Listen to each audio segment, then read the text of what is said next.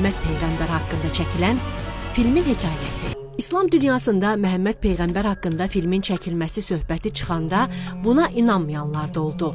Bunun imkansız olmasını dilə gətirənlər də.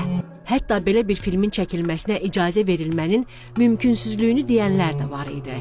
Və əlbəttə ki, bu fikirləri adi insanlar yox, İslam ölkələrinin kralları, dini liderləri və İslam alimləri deyirdilər.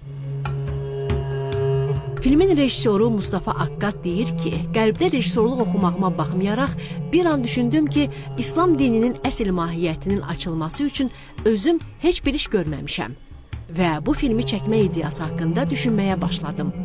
Amma təəssüf ki, bunu Hollywoodda həyata keçirə bilməyəcəkdim.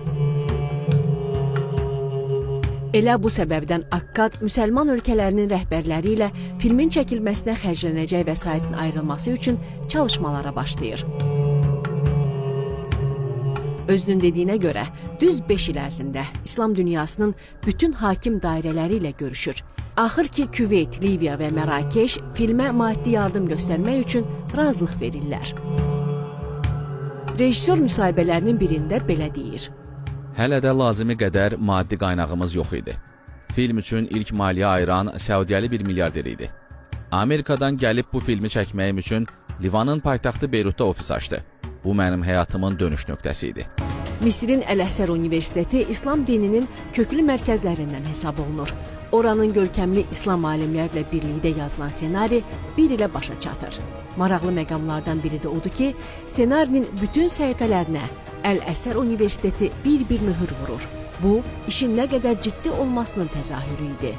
Daha bir maraqlı məqam da odur ki, filmin ssenarisi həm sünni, həm də şiə məzhəbinin yüksək nümayəndələri ilə razılaşdırılır. Ən böyük müzakirə Məhəmməd Peyğəmbərin ekranda göstərilməsi ilə bağlı idi. Nəticədə qərar verilir ki, onun siması göstərilə bilməz. Kamera onun baxış bucağından göstərilsin. Mustafa Akkad işin çətin qisminin geridə qaldığını düşünür. Amma belə deyildi.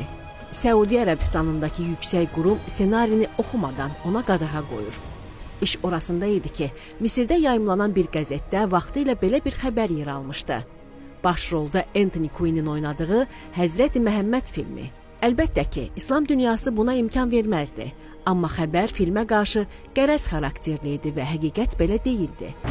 Anthony Quinn'in Məhəmməd Peyğəmbəri canlandırması haqqındakı şayələr İslam dünyasında işıq sürəti ilə yayılmışdı və hakim dairələrdə oturanlar Mustafa Akkadı dinləmək belə istəmirdilər. Səudiyyə Ərəbistanı filmin çəkilməsinə veto qoyduqdan sonra bütün ölkələr öz dəstəklərini çəkdilər. Filmin çəkilməsinə maddi yardım göstərəcək hər 3 ölkə sponsorluqdan çəkilir. Danışığa görə Küveyt tərəfindən ayrılan pul rejissordan geri alınmır. Geri addım atmaq istəməyən Mustafa Akkad Mərakeş kralı ilə görüşür və ondan filmin ölkəsində çəkilməsi iznini ala bilir. Amma bir şərtlə, filmin orada çəkilməsinə dair heç bir məlumat olmayacaqdı. Rejissor vaxt itirmədən çəkişlərə başlayır. Amma bu da uzun çəkmir.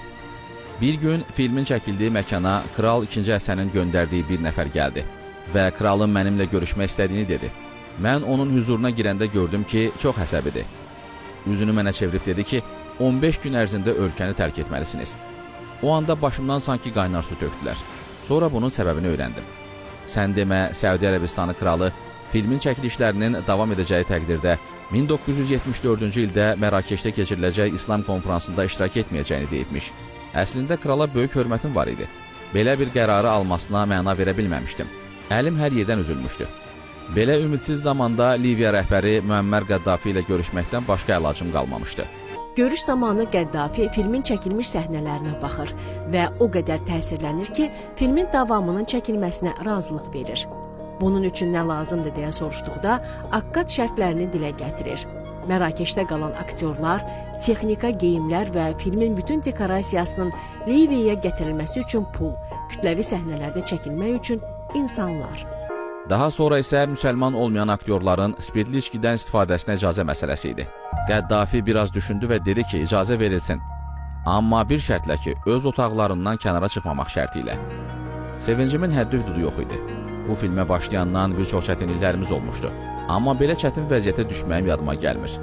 Bayaq da qeyd etdiyim kimi film eyni zamanda 2 dildə və ayrı-ayrı aktyorlarla çəkilirdi. Bunun necə böyük zəhmət olduğunu təsəvvür etmək çətin olmamalıdır. Məsələn, Həmzə rolunu ingilis versiyasında Anthony Quinn, ərəb versiyasında isə Abdullah Əl-Qeysi ifa edib. Çəkilişlərin olduğu kimi davam edəcəyinə nail olan Mustafa Akkad bütün heyəti, geyimləri, filmin dekorunu, hətta atları belə Liviyə gətirir.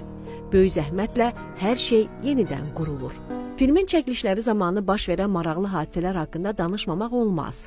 Məsələn, Həzrəti Həmzənin vəhşi tərəfindən nizə ilə vurulduğu səhnəni çəkmək çox çətin başa gəlib. Belə ki, meydançada kütləvi səhnələrdə oynayan yerli əhali bu epizodu çəkməyə imkan vermirmiş. İnsanlar elə toplaşırdılar ki, aktyor Anthony Quinnə nizə dəyməsin. Rejissor niyə belə etdiklərini soruşanda onlar biz ara açsaq Həzrəti Həmzəni öldürərlər, buna imkan vermərik deyə cavab verirlər. Akkad deyir ki, illər sonra vəhşini oynayan aktyorla görüşdük. O rejissoru xoş qarşılamayıb və deyib ki, bu rola görə ona küçədə hücum edirlər, yeni rollar vermirlər. Anthony Quinn roldan kənarda, çəkiliş meydançasında eyni geyimdə gəzirdi və bədəvilərlə dostlaşmışdı. Yerli tayfalar onu Əl-Həmzə deyə çağırırdılar. Mənfi qəhrəmanları canlandıranlar arasında Yunan əsilli aktrisa İren Papas da var. Belə ki, Həmzənin cəsədini təhqir etdiyi səhnələrdə çox çətinlik çəkib. Dəfələrlə dayanaraq ağlayır. Əbu Sufyan rolunun ifaçısı Michael Ansara deyirdi ki, bu onun üçün sadəcə rol deyildi. Böyük bir tarixi prosesin dönüş nöqtəsini canlandırmaq idi. Bilal rolunu oynayan Johnny Seka bu filmdəki rolunu karyerasının ən önəmli hissəsi hesab etdiyini qeyd edib. O deyib ki, Bilalın ilk azan verdiyi səhnə həyatının ən duyğulu anı kimi yadında qalıb. Hətta çəkiliş meydanında olan bəzi heyət üzvləri həmin səhnədə göz yaşlarını saxlaya bilməyiblər. Ümumiyyətlə, filmin çəkilişləri zamanı təsirlənən bəzi qeyri-müsəlmanlar daha sonradan İslamı qəbul ediblər. Səhra şəraitində gedən çəkilişlər ağır idi. Texnika tez-tez sıradan çıxırdı. Kamera linzaları qumla dolurdu. Lentlər zədələnirdi. Aktyorlar və digər əməkdaşlar günlərlə səhrada çadırlarda qalırdılar. Təbii ki, belə ab-hava filmin daha real və inandırıcı alınmasına da öz təsirini göstərib. Çağırış filminin hekayəsindən danışarkən onun musiqisindən söz açmamaq mümkün deyil. Bəstəkar Morez Jar elə musiqilər bəstələyir ki, bununla filmin uğurunu möhürləyir. İfa isə London Kral Filarmoniya Orkestrinə aiddir. Çətinliklə də olsa filmin çəkilişləri və montaj başa çatır. Premyerasına az qalmış bütün İslam ölkələrində nümayişinə qadağa qoyulur və maraqlıdır ki, film ilk dəfə Londonda göstərilir. Mustafa Akkad müsahibələrinin birində belə deyir. Radikal İslam qrupları ilə bir araya gəlib dedim ki, filmi izləsinlər, bəyənməsələr onu nümayiş etdirməyəcəm. Sonra bir kinoteatrda filmi onlara izlətdim. Hər kəs o qədər təsirlənmişdi ki, bu mənim və filmimin uğuru idi. Getdikcə filmə qadağa qoyan ölkələr də bu vetanı götürdülər. Hətta İrandan da nümayişə müsbət cavab gəlir. Beləliklə, tarixin ən önəmli şəxsiyyətlərindən biri olan Məhəmməd Peyğəmbərin həyatı əks olunmuş film bütün dünyada uğur qazanır. Maraqlıdır ki, filmin istehsalından 40 il sonra 2018-ci ildə nəhayət ki, onun Səudi Ərəbistanında nümayişinə icazə verilir.